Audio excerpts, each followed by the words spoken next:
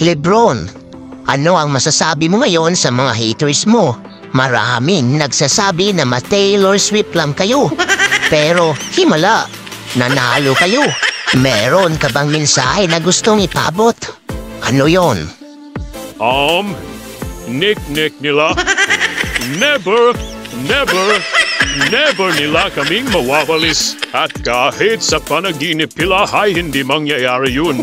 Sinadya namin magpatalo sa 3 sunod na laro versus Denver Nuggets para makagawa ng history sa liga. Dahil kami ang kauna-unahan na makagawa ng kasaysayan na makabangon mula sa 3-0 deficit dahil isa akong hari. Alamat na kailangan nilang kakatakutan kahit hirap na hirap kaming manalo.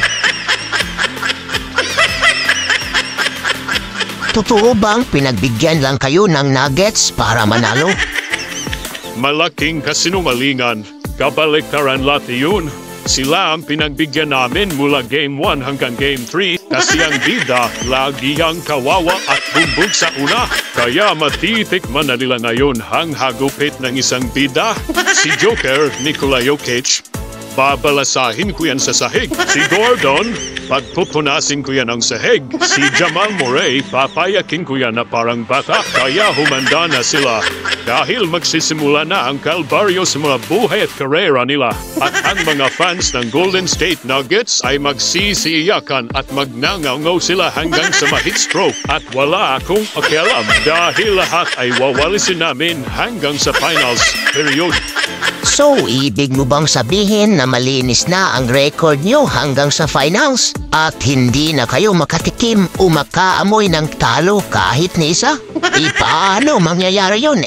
First round pa lang naman ng playoffs. Masyado pang maaga para sabihin mo yan. At ano ang mga diskarte at paraan na gagawin mo at ng Lakers para magkatotoo nga yan?